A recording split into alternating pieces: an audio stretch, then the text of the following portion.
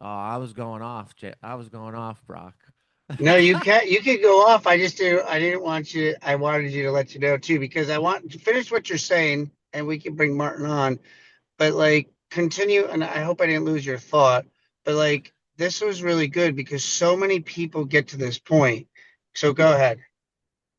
The question for you today is if you have a bucket list, which several of you do because there's tens lit up in the chat, did you make a decision on when you're going to do it? Have you actually decided, or is it just an idea? Because the moment you make a decision, the moment you put a timeline to it, and here's the thing, the timeline doesn't matter, but it matters internally in your mind. Because if you say, oh, I'll do this one day, it's not specific enough, right? When I said I wanted to write a book, that was 2 years ago. Actually, no, that was 3 years ago. And I said I wanted to do it in the next couple years. And then I finally said, you know what? I want to do it in 18 months. You know what? I'm going to put it out in 6 months. The timeline can change, but you have to attach the timeline to it after you apply the decision. And then finally, you have to remove the outcome. You have to make a decision, put a timeline on it, realize, you know what? If I don't hit the timeline, that's fine, but I'm going to try like hell. I'm going to make this happen. And that was my process for everything that I've done, becoming a keynote speaker, having massive conferences, writing a book, building my podcast that's hit over 750,000 downloads on Spotify, right? All those things had to come with loving myself to give me the motivation that I can do it, making a decision, attaching a timeline to it. And then guess what, folks? Then the how comes. We always put the how first before we decide. And that's been the biggest issue for me amongst anything I've wanted to do. Decide first, put the timeline down, then try to figure out the how. Because if you start to figure out the how first, guess what, folks? It's probably not going to happen. There's even a book about this, Jim. On it, it's the why, not or the it's the why, not how, and it's The so who, true. not So how. many who, not how.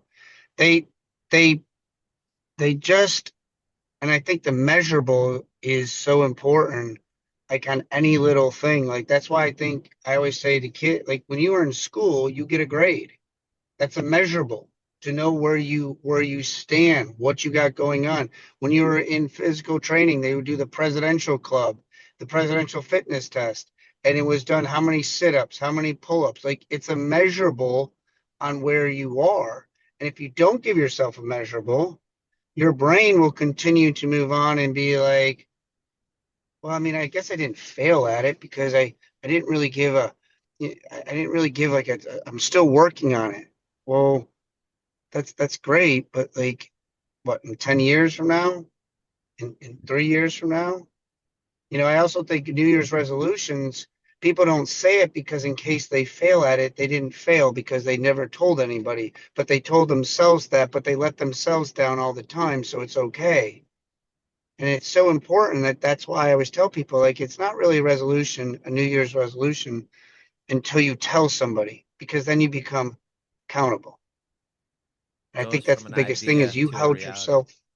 Yeah, I loved it today. It's, Well, I Jim, think you continue, man, however you want.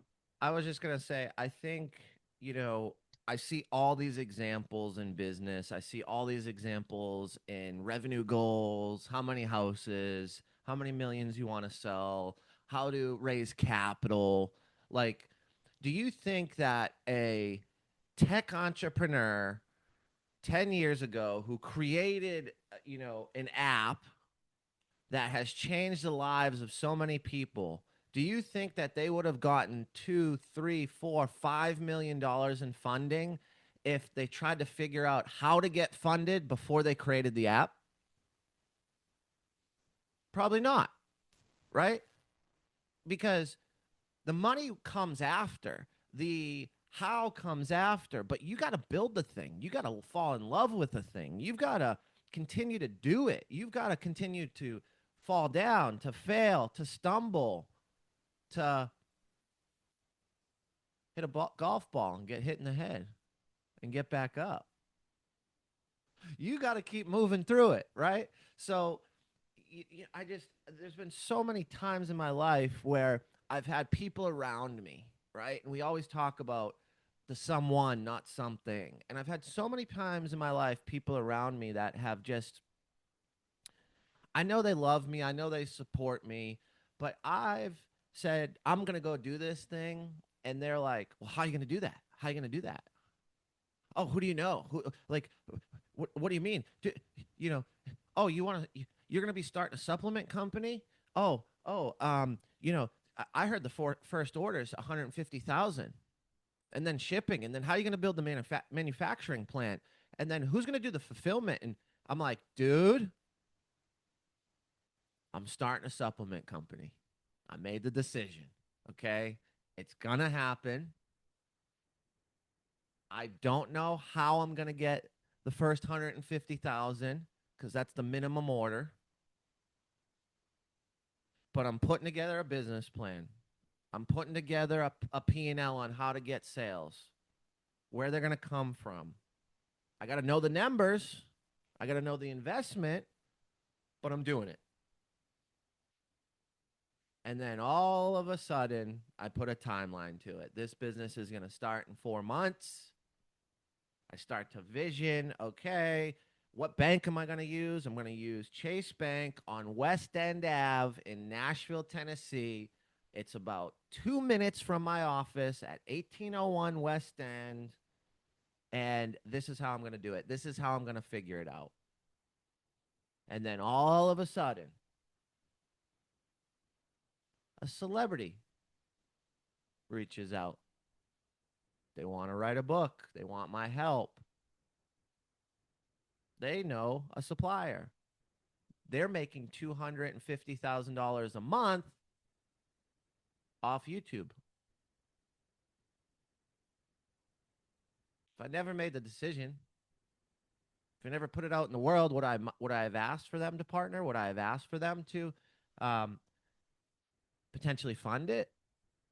I wouldn't have. So I had to make that decision. I had to figure it out. Martin, you ready to roll, brother? I see your camera's off. You there? You with us? I'm always there.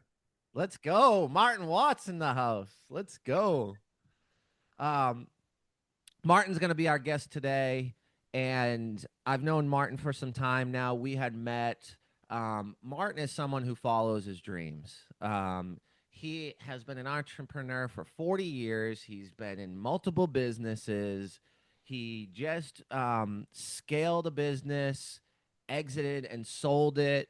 And I'll let him tell that story, and maybe some times where he had to figure that out, and the new business that he's figuring out today. He owns a company, Brosidon Cigars, right now. He owns Rocket Man, which is an acceleration coaching consulting platform. And, this gentleman has built so many things in the course of entrepreneurship and had a pretty big exit. I'm not going to get into numbers unless Martin wants to. That's his privacy because he said that in confidence. But he's had a pretty big exit. I can only imagine how much he had to figure out when you scale a business to that level. And now he's building other businesses. He's helping people. He's got a book coming out. I'm super excited about that. He's going to be speaking on my stage next Thursday at 7 Authors of Impact with Cullen Wallace. Cullen Wallace coming to Nashville, getting on the stage. So please help me welcome Martin Watts. And Martin, tell us about a time where you had to figure it out. Well, number one, thank you for wow. What I didn't know I was that cool. I really didn't know I was that cool. I mean, I knew I was cool, but I didn't know I was that cool. But appreciate it. Yeah, 40 years of entrepreneurship will teach you a few things, right? And I think I was born that way. I got fired from my last job. I literally, at the age of 23, I started my first business. I think I was selling candy back in grade school. I think that was my real business, my first business. The kids that couldn't leave, I stopped by the pharmacy and picked up some made a little extra, bubblegum change. But anyway, just yeah, I do love life. I've learned to love business, not just like want to do business. I think there's got to be some joy in it for me. If there's no joy in it for me, I tend not to do it. And if I can say this just carefully, is that I never do anything for money. Honestly, I never do it for money. I always try to solve a problem. I like to try to make somebody's life a little bit better. And so that you do spend a lot of times figuring it out because you're doing stuff, you find a problem and typically you're not even qualified to do it. And so you just figure it out. But yeah, I mean, I've figured out manufacturing, I've figured out different things, and sometimes it took me longer than I expected, but I figured it out. And what I'd love to share with everybody today is like some people have to figure it out the hard way. I have one business I'm working on. I get to figure it out the fun way. And that's my new one. You can see behind me the Broseiden cigars. I was never a cigar smoker, and Jim and I we have a connection, and it's called human connection, right? And so this particular business model is all about human connection. And how I started was about 5 years ago. I found a beautiful woman, and we didn't like bars, and we wanted to just hang out.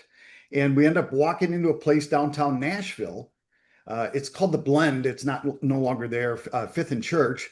But it's a cigar bar. It's a cigar lounge. Had nothing. I had no idea. We just went in there because what they said was they made the best espresso martinis in town. And so we were going for the espresso martini. And the truth is, I just wanted to sit next to her on the couch so we could talk about espresso martinis, I guess. And truly, so we got there, and I wasn't really, like I said, I never really smoked a cigar. And by the way, this isn't about cigar smoking. The business is not about smoking cigars. It's not about selling brown sticks and brown boxes. It's really about encouraging conversations. And so we were sitting there, and it's called a sommelier. A sommelier is somebody who help you find a cigar, help you, get you paired well. And so she says, "Hey, would you guys like a cigar?" And I'm like, "Yeah, I'm not so sure I want a cigar. We just came in for the espresso martinis." She goes, "If you do, let me know." And we ended up going in the humidor, and she paired a cigar that went with the espresso martini.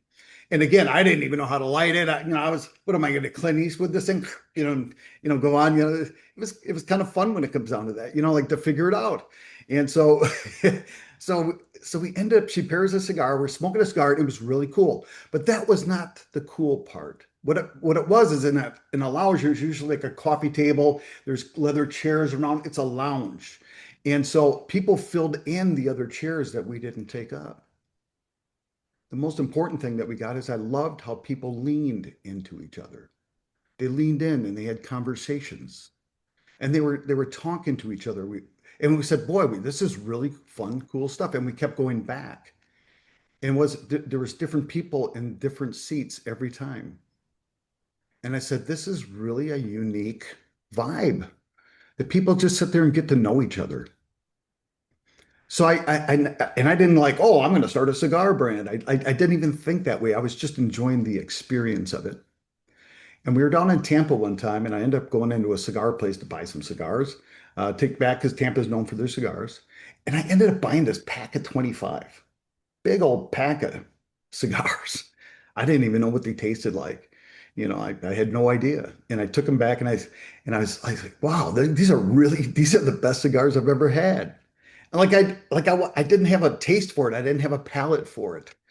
But what I did was I had a longing to bring people together. I've always had that. I like bringing people together. And when I bring people together, I don't want to mitigate it. I don't want to be part of it. I don't want to be the middleman. I want to be the connection point that two people can have a conversation. And I looked at these and I said, "You know what? I'm going to start a cigar brand." And so I decided to start a cigar brand.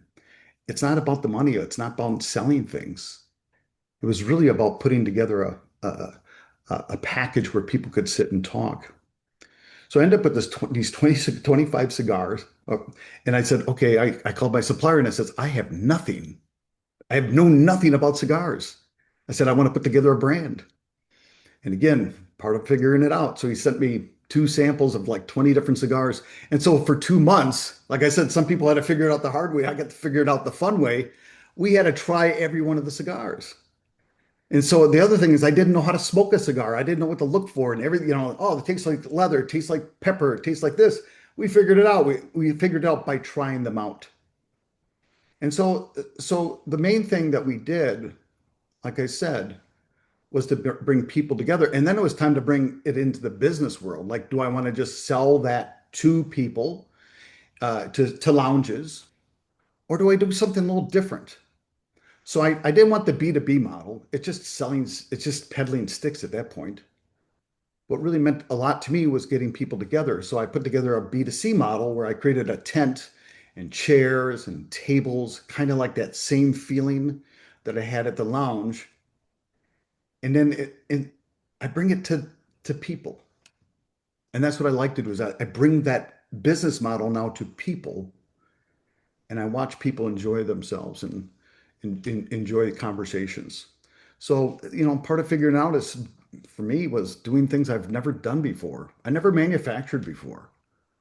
I never had an ad agency before. These are businesses I had and I figured them out. And some of them took me a little longer than that, but it's always been very rewarding from that standpoint. And yes, Jim, I did have an exit. And it was interesting. I had the exit after 17 years of my manufacturing business because I made it boring. I made it boring. I got it so it ran. It wasn't in chaos anymore. It wasn't in problems anymore because we figured all that out. And I said, my God, it's really damn boring because I like innovating. I like bringing people together. I like doing different things.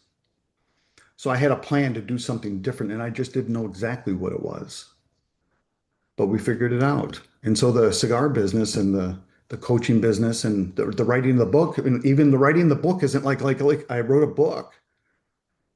It's my 40 years of experience. So it's a prescriptive memoir to tell people kind of how I figured it out. But I never tell anybody in the book how to figure out because I believe that everybody's answers are within them. Everybody's passion is within them. And I really encourage people to find who you are and do the things that you love to do. And the cigar thing, I got to tell you this. When I was 18, I used to have what was called, they called me Martin, but my friends call me Marty. It's very close to party. And it's true. So I used to have these Smarty Marty parties when I was 18. I bought the first quarter barrel. People got together. I had a lot of fun. And so I've always had that in me.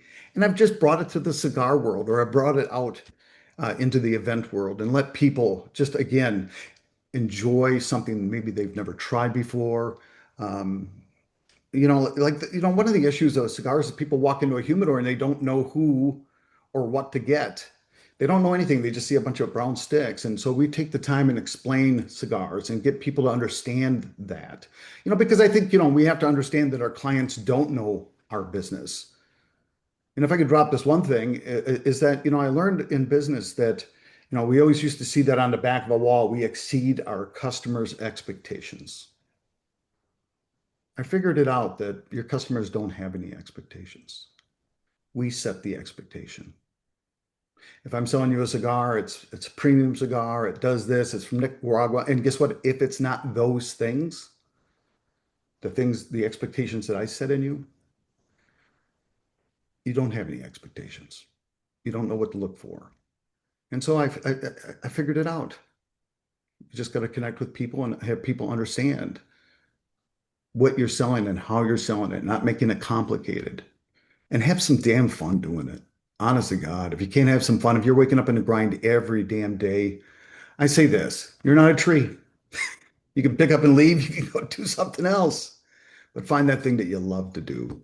I think that's really one of the main things, because if you don't love to do it, you're not going to do it well. I mean, it's just reality. So the party part, yeah, figured it out the hard way. Yep. The cigars, I figured it out the fun way, and I had a lot of fun doing it. I love that, dude.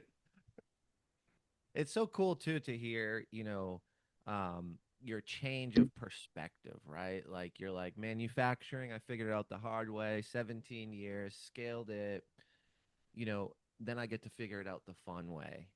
Your analogy around the tree, you're not stuck. You can get up, reroute, and move. Um, and it's okay, right? Like I think that's the big piece too, is we get caught in the ego, we get caught in the failure, or I gotta prove this to someone, or I can do this. I have to prove it to myself. And sometimes it's just not congruent with who you are or the right time, right? Timing is important, you know?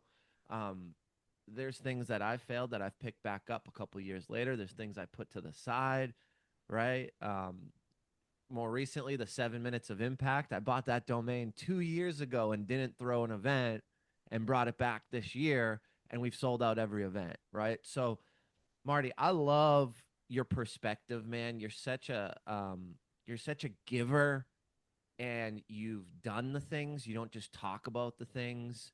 And you've built so many businesses and different industries. And I just appreciate your honesty and vulnerability because, the lessons you learn, you're so willing to share. And, we often don't hear people say, I built this business the fun way. I figured this out the fun way. And I think that's just a massive mindset and perspective shift that we can all probably walk away with as we move into this weekend, as we prepare for Monday and, navigate towards the end of the month, and start looking at our numbers and just all the business things that come with it. But why not have fun while we do it? Yeah, if I could just say the last thing, I don't know how long you want me here, but the last thing I Wrap would it up, say, baby. Let's I, go. Drop some bombs before we one leave. one Let's thing close it I've out. always I want something to measurable, right? I always like to measure that, and fun is measurable, by the way. How much you laugh, you can measure how much fun you have. And by the way, it's not all fun, right? It's not all fun, but I want to have a passion, like a really good entrepreneur spirit for me would be, like people say, well, shit, it's finally Friday.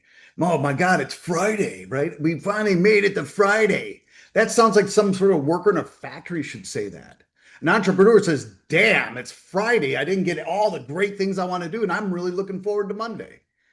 In the meantime, I'm going to go enjoy time with my family, but I am going to look forward to Monday instead of dreading it. Because that's why I became an entrepreneur. I got fired because I didn't want to.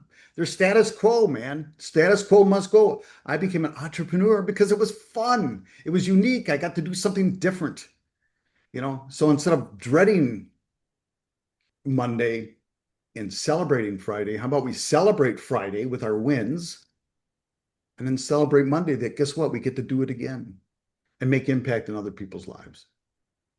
Let's Thank you for having go. me. I appreciate you. Thank Thanks, you. Martin. Thanks, everybody. Have a wonderful weekend. And I hope to see y'all soon and figure it out. Let's go. Cheers, y'all.